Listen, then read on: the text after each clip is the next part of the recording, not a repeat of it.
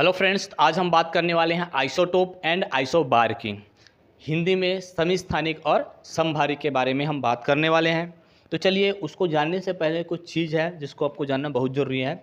जैसे कि किसी भी एलिमेंट को रिप्रेजेंट कैसे करते हैं। तो मान लो एक्स कोई एलिमेंट है, ठीक है। तो किसी भी एलिमेंट के पास दो चीज़ें होती हैं, एक होता है उसका एटॉमिक नंबर और दूसरा होता है उसका मास नंबर। तो एटॉमिक नंबर को जेड से रिप्रेजेंट करते हैं, जिसको इसके बाईं ओर नीचे की तरफ लिखते हैं, और एक होता है मास नंबर जिसको ए से रिप्रेजेंट करते हैं और उसको बाईं तरफ ऊपर की ओर लिखते हैं। तो किसी भी एलिमेंट को रिप्रेजेंट करने का तरीका ये है, एटॉमिक नंबर नीचे होता है और मास नंबर ऊपर होता है। अब देखो, अब आइसोटोप और आइसोबार को कैसे समझना, ध्यान से सुनिए। मान लो कोई एलिमेंट है ए, ये दूसरा एलिमेंट है ए, ठीक है। तो एक्चुअल में आइसोटोप क्या होता है, हिंदी में आपको समझ में आ रहा होगा, समस्थानिक, मतलब जिसका स्थान समान हो। तो स्थान कहने का मतलब क्या, जिसमें जेड की वैल्यू समान हो, एटॉमिक नंबर सेम हो और मास नंबर डिफरेंट हो, उसको अपन क्या बोलेंगे, आइसोटोप बोलेंगे।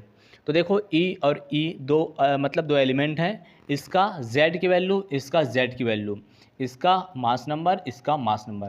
तो जब z की वैल्यू मीन्स एटॉमिक नंबर क्या हो, सेम हो, और जो मास नंबर है वो क्या हो, डिफरेंट हो, अलग अलग हो, उस कंडीशन में ये एक दूसरे के क्या कहलाएंगे, आइसोटोप कहलाएंगे। फॉर एग्जांपल, जैसे कि देखो क्लोरीन का एग्जांपल ले लेते हैं, ठीक है, क्लोरीन एटम का।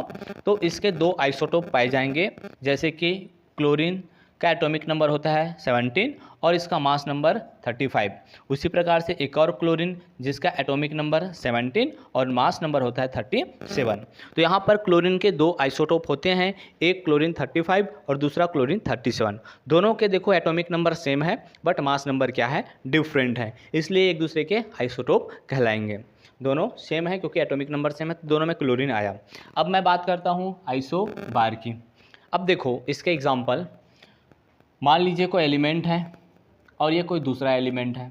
इस बार इसका जस्ट अपोजिट हो जाएगा, इस बार इसका एटॉमिक नंबर सेम था, मास नंबर डिफरेंट था। इस बार इसका एटॉमिक नंबर क्या हो जाएगा, डिफरेंट, और जो मास नंबर होगा ए की वैल्यू वो क्या हो जाएगी, सेम। क्लियर है, जब मास नंबर सेम हो, एटॉमिक नंबर डिफरेंट हो, दिस इज कॉल्ड आइसोबार, इसको आप समभारिक बोलोगे। जैसे कि इसका भी एग्जाम्पल ले लेते हैं, आर्गन का एटॉमिक नंबर होता है 18 और मास नंबर होता है 14। कैल्शियम का एटॉमिक नंबर होता है 20 और मास नंबर होता है 40।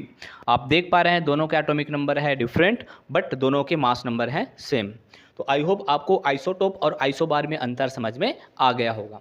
Thanks for watching.